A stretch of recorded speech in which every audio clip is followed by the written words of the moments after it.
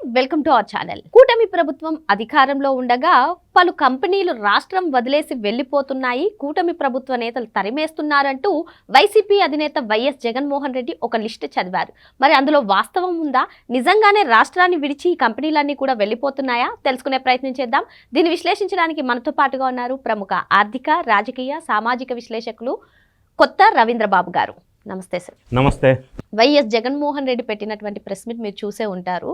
మరి ఆ ప్రెస్ మీట్లో కొన్ని కంపెనీల పేర్లు చదివారు sir. Bharathi cements, Dalmia, Jindal, Ramco, Sai Shirdi electricals, ఇలా పలు కంపెనీల పేర్లు చదివి ఇవన్నీ కూడా రాష్ట్రాన్ని వదిలేసి వెళ్ళిపోతున్నాయి, తరిమేస్తున్నారు అంటూ ఆయన కామెంట్స్ చేశారు. మరి ఈ కామెంట్స్ నిజంగానే కంపెనీలు వెళ్ళిపోతున్నాయా? ఈ కామెంట్స్ వాస్తవమేనా? ఏం చెప్తారు? ఆంధ్రప్రదేశ్ రాష్ట్రంలో గడిచిన 1.5 ఇయర్లో ఎన్డీఏ కూటమి అధికారంలోకి వచ్చిన తర్వాత పెట్టుబడులు, పారిశ్రామికవేత్తలు వరదలాగా వస్తున్నారు ఆంధ్రప్రదేశ్కి.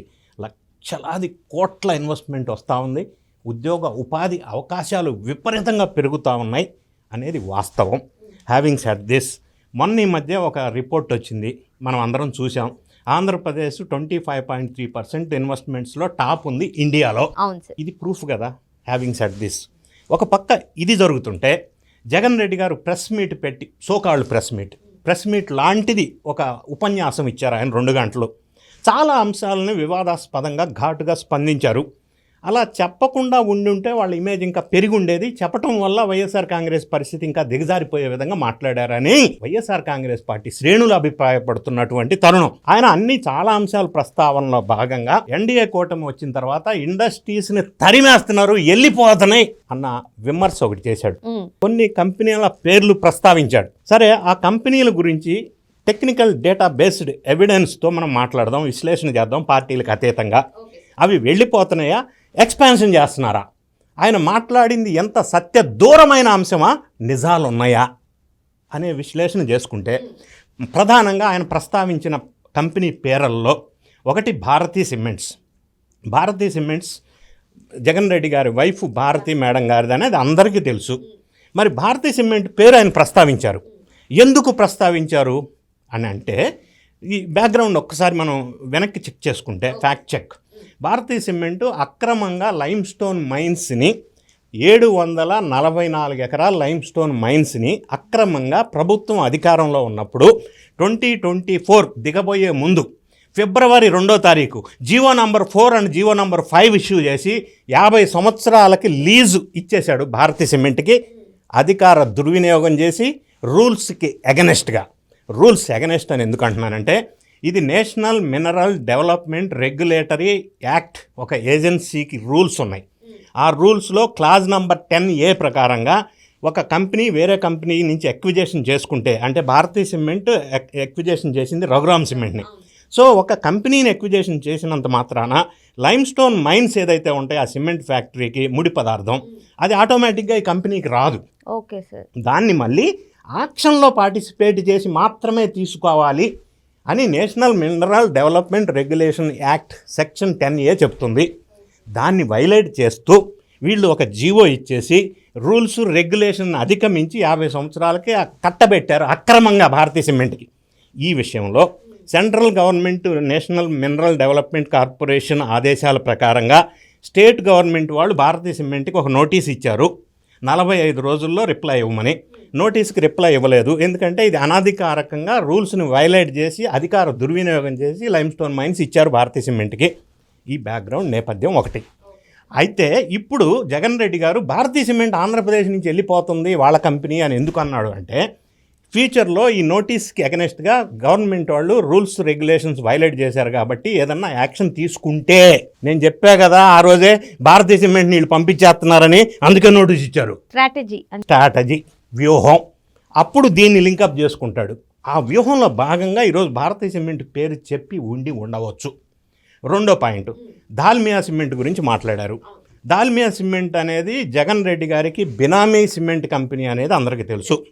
అయితే అయినప్పటికీ దాల్మియా సిమెంట్ వెళ్ళిపోతుందా లేదా అన్న విషయాన్ని ఒకసారి మనం ఆలోచించినట్టయితే, దాల్మియా సిమెంట్ ఆంధ్రప్రదేశ్ ఉన్న యూనిట్ ఎక్స్పాన్షన్ చేసుకోవాలని చెప్పి ప్రస్తుత ఎన్డీఏ ప్రభుత్వం వారికి వాళ్ళు ఒక అప్లికేషన్ పెట్టారు. 2700 కోట్లు ఇన్వెస్ట్మెంట్ చేస్తామని ఒక అప్లికేషన్ పెట్టుకుంటే ఎన్డీఏ ప్రభుత్వం వారు జనవరి 3వ తారీఖు 2026న ఆ ఎక్స్పాన్షన్ అప్రూవల్ అయింది. మరి వాళ్ళు ఎక్స్పాన్షన్కి వెళ్తామని అప్రూవల్ తీసుకుంటే ఈయన ఆంధ్రప్రదేశ్ నుంచి వెళ్ళిపోతుందంటాడేంటి? అంటే అది అబద్ధమా, ఇది అబద్ధమా? అంటే తన చేతి నుంచి జారిపోతుందనే ఉద్దేశంతో కూడా ఇటువంటి కామెంట్స్ చేయొచ్చండి. ఇంకొక అంశం ఉంది. దాల్మియా సిమెంట్ లాంటి కొన్ని కంపెనీస్ జగన్ అక్రమాస్తుల కేసుల్లో వీళ్ళు ఒక పార్టీ. జగన్ అక్రమాస్తుల కేసు అనేది ఒక కేసు ఉంది. 13 సంవత్సరాల నుంచి నడుస్తుంది, నడక నడుస్తుంది. అందులో 78 కంపెనీస్ ఉన్నాయి. వాళ్ళ దగ్గర నుంచి ఈయన కిడ్కో ప్రో ద్వారా లబ్ధి పొందాడు అనేది ఒక అభియోగం. అందులో ఒక కంపెనీ దాల్మియా సిమెంట్స్. అది సపరేట్ సబ్జెక్ట్.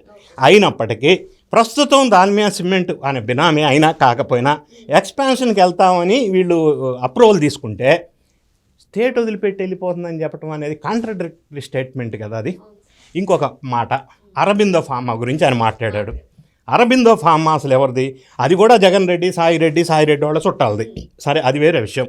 అయితే అరబిందో ఫార్మా ఆంధ్రప్రదేశ్లో ఉన్న యూనిట్స్కి ఈ మధ్యకాలంలో USFDA అనుమతి వచ్చింది. వాళ్ళ ఫార్మస్యూటికల్ కంపెనీకి.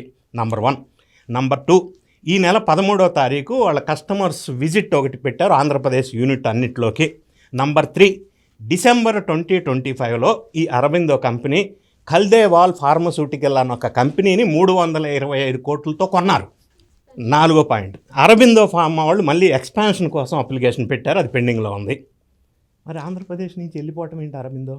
ఈ ఎక్స్పాన్షన్ ఒక పక్కన, ఎక్విజేషన్స్ ఒక పక్కన జరుగుతూ ఉంటే వెళ్ళిపోతుందని ఎట్లా చెప్తారు? ఒకదానికి ఒకటి సంబంధం లేని అంశం కదా. ఇంకొక పాయింట్, ఇంకొక కంపెనీ చెప్పాడు, Shirdi Sai electricals. Shirdi Sai electricals owner Narreddy Visweswara Reddy. సరే, ఆయన జగన్ రెడ్డి గారికి చుట్టమైన అవినాష్ రెడ్డికి చుట్టం. అందుకే వైఎస్ఆర్ కాంగ్రెస్ పార్టీ అధికారంలో ఉన్నప్పుడు ఈ షిరిడి సాయి ఎలక్ట్రికల్స్ సంస్థకి అనుకూలంగా భారీ ఎత్తున కాంట్రాక్ట్స్ ఇచ్చారు. అందులో పెద్ద ఎత్తున అవినీతి జరిగిందన్న ఆరోపణలు కూడా పెద్దగా ఉన్నాయి. సరే, అది పక్కన పెడితే మనం షిరిడి సాయి ఎలక్ట్రికల్స్ గవర్నమెంట్ మారిన తర్వాత, after changing the NDA government in Andhra Pradesh, Shirdi Sai ఎలక్ట్రికల్స్కి రీసెంట్గా మొన్న డిసెంబర్లో 30,625 కోట్లకు సంబంధించి గ్రీన్ ఎనర్జీ ప్రాజెక్ట్స్ శాంక్షన్ అయినాయి. మరి షిరిడి సాయి ఎలక్ట్రికల్స్ వెళ్ళిపోతుందంటారేంటి? ప్రాజెక్ట్ శాంక్షన్ అయినాయి, ఎక్స్పాన్షన్ జరుగుతుంది. 30,625 crores శాంక్షన్ అయ్యి ఎక్స్పాన్షన్కి వెళ్తుంటే, ఆర్డర్స్ వస్తుంటే గ్రీన్ ఎనర్జీ ఫీల్డ్లో షిరిడి సాయి కంపెనీ వెళ్ళిపోతుందంటారేంటి? ఇంకొక కంపెనీ పేరు చెప్పారు, రామ్కో సిమెంట్. ఈ రామ్కో సిమెంట్ కూడా జగన్ అక్రమాస్తుల కేసుల్లో దాల్మియా సిమెంట్తో పాటుగా ఇది లిస్టులో ఉన్న కంపెనీ. అది పక్కన పెడదాం, దానికి ఇష్యూకి సంబంధం లేదు. అయితే ఈ రామ్కో కంపెనీ ఆంధ్రప్రదేశ్లో ఏదైతే ఉందో, ఒక 700 ఎకరాల లైమ్ స్టోన్ మైన్స్ ఎడిషనల్గా కావాలని చెప్పి ప్రభుత్వానికి ఒక లెటర్ ఇచ్చింది మొన్న సెప్టెంబర్లో. ఆ expansion of lime stones mines, ఎందుకంటే సిమెంట్ ఇండస్ట్రీస్కి ప్రధానమైన raw material lime stone. Cement is made from lime stone. కాబట్టి ఆ లైమ్ స్టోన్స్ ఎడిషనల్గా కావాలని వీళ్ళు గవర్నమెంట్కి అప్లికేషన్ పెడితే అది పరిశీలనలో ఉంది. అటువంటిది మరి వెళ్ళిపోవటం ఏంటి? వీళ్ళందరూ ఎక్స్పాన్షన్కి వెళ్ళి ఇంకా ఎడిషనల్గా కావాలి అని అడుగుతూ ఉంటే ఒక పక్కన వెళ్ళిపోతున్నాయి కంపెనీస్ అని చెప్పడంలో అసలు ఏమన్నా మీనింగ్ ఉందా? అసలు బేస్లెస్ కదా ఇది. ఇంకేం కంపెనీస్ పేరు చెప్పారు? శ్రీ సిమెంట్స్ అదే ఒకటి చెప్పారు. శ్రీ సిమెంట్ అనేది ఇంతవరకు వెళ్ళిపోతున్న దాంట్లో లిస్టులో లేదు. ఇంకొకటి మై హోమ్ ఇండస్ట్రీస్ పేరు చెప్పారు. మై హోమ్ ఇండస్ట్రీస్ ఓనరు అందరికీ తెలుసు, ఆయన TV9 సంస్థకు కూడా వాళ్ళకి సంబంధించిన సంస్థ. మై హోమ్ సిమెంట్స్ ఇంతవరకు ఎప్పుడు కూడా ఎక్కడ కూడా వెళ్ళిపోతున్నాం స్టేట్ విడిచి అనే ప్రస్తావన లేదు. నంబర్ 1, మై హోమ్ సిమెంట్స్ కానీ మై హోమ్ గ్రూప్ కానీ ఇండస్ట్రీ పెర్ఫార్మెన్స్ గ్రోత్ ఎక్కువ ఉంది. అది కేసీఆర్ గారికి, జగన్ రెడ్డి గారికి మిత్రులు మై హోమ్ సిమెంట్ సంస్థ కూడా.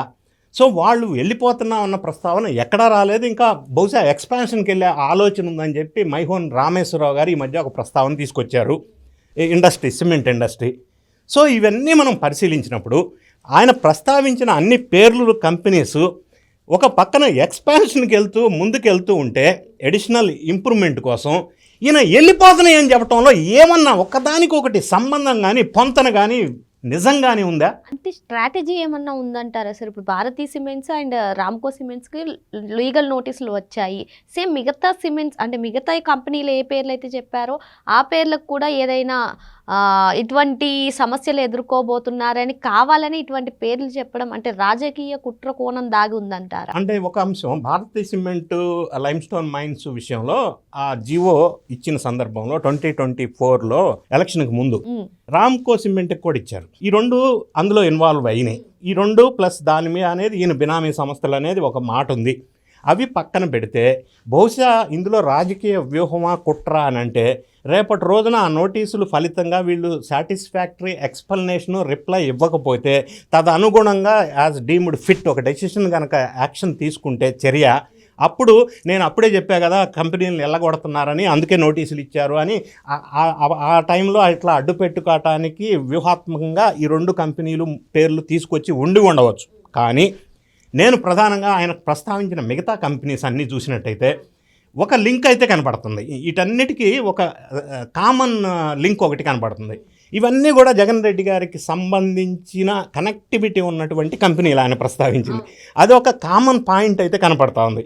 అయినప్పటికీ హవెవర్ వీళ్ళంతా కూడా ఇప్పుడు ఎక్స్పాన్షన్కి వెళ్తున్నాము అని ఎన్డీఏ ప్రభుత్వం వచ్చిన తర్వాత ముందుకెళ్తుంటే కంపెనీలు ఆంధ్రప్రదేశ్ నుంచి వెళ్ళిపోతున్నాయని ఎలా అనగలరు? నంబర్ 1.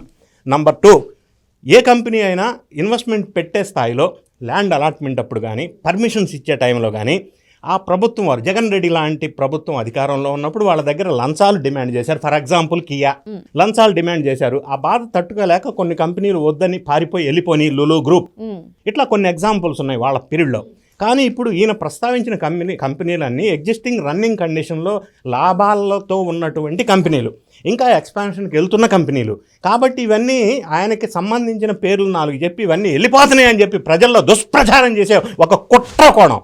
ఇందులో వాస్తవం అనేది ఏమాత్రం లేదు. అంటే కూటమి ప్రభుత్వం అధికారంలోకి వచ్చిన తర్వాత మీరు చెప్పినట్టుగా 1 ఇయర్లోనే 25.3% ఇండస్ట్రియల్ గ్రోత్ కానివ్వండి, ఇండియాలోనే నెంబర్ 1 కానివ్వండి, అంటే ఇండస్ట్రియల్ పరంగా మ్యానుఫ్యాక్చరింగ్ పరంగా దూసుకెళ్తున్నటువంటి నేపథ్యంలో రాష్ట్ర ప్రజలను డైవర్ట్ చేయడానికి ఇటువంటి ప్రెస్ మీట్లో ఇటువంటి కామెంట్స్ చేశారని కొందరు చెప్తున్నారు. అయ్యుండవచ్చా? అయితే మీరు అన్న పాయింట్లో ఒక చిన్న క్లారిఫికేషన్ ఏంటంటే ఆయన దీని విషయం కూడా కామెంట్ చేశాడు.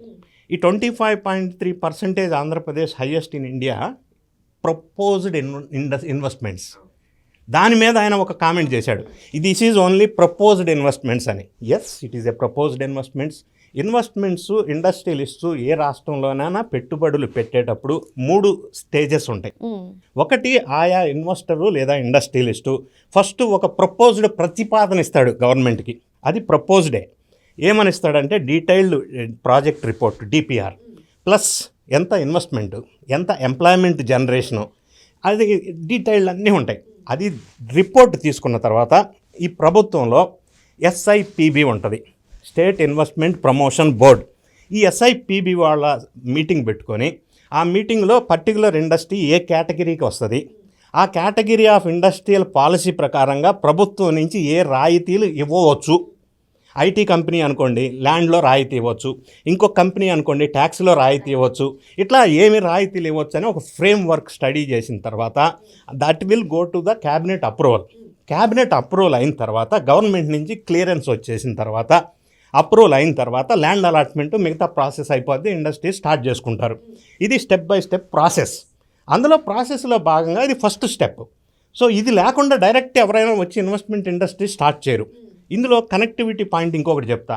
జగన్ రెడ్డి గారు పరిపాలించిన 5 సంవత్సరాల కాలంలో 5 ఎస్ఐపిబిలు పెట్టారు, state investment promotion board meetings. NDA కూటమి వచ్చిన 1 సంవత్సరం 8 నెలల కాలంలో నిన్న 2 days బ్యాక్ జరిగిన ఎస్ఐపిబి మీటింగ్ 14th 14వ ఎస్ఐపిబి మీటింగ్ 1.5 yearలో. అంటే ఎస్ఐపిబి మీటింగ్స్ ఇన్ని జరిగినాయి 1.5 yearలో, 5 సంవత్సరాల్లో 5 జరిగినాయి. అంటే ఇండస్ట్రియల్ గ్రోత్ ఎక్కడ ఎక్కువ ఉంది అనేది స్పష్టంగా చిన్న లాజిక్ ద్వారా అర్థం చేసుకోవచ్చు ఎవరైనా, చదువుకున్న వాళ్ళైనా చదువు లేని వాళ్ళైనా. ఒక పక్క ఇది రియాలిటీ అయితే ఆయన ప్రధానంగా ఏదో ఆయనకు సంబంధించిన 4 కంపెనీల పేర్లు చెప్పి వెళ్ళిపోతున్నాయి అని చెప్పి ఎన్డీఏ కూటమి మీద బురద జల్లే కార్యక్రమం ఒకటి, రేపటి రోజు నోటీస్ ఇస్తే అది అప్పుడే చెప్పా కదా అని రాజకీయం చేయటం కోసం తప్ప ఇందులో వాస్తవం లేదు. మరి తన స్వలాభం కోసం కానివ్వండి, లేదంటే రాజకీయ స్ట్రాటజీతో కానివ్వండి, ఏదైతే ఏ లిస్టులు అయితే చెప్పారో జగన్మోహన్ రెడ్డి అవన్నీ కూడా రాష్ట్రంలో ప్రస్తుతం ఎక్స్పాన్షన్ కోసమే చూస్తున్నాయని చెప్పి, మరి ఏ కంపెనీలు కూడా రాష్ట్రాన్ని వదిలి వెళ్ళట్లేదని చెప్పి సార్ చెప్తున్నారు. మరో అంశంతో మళ్ళీ కలుద్దాం. Thank you sir. Thank you.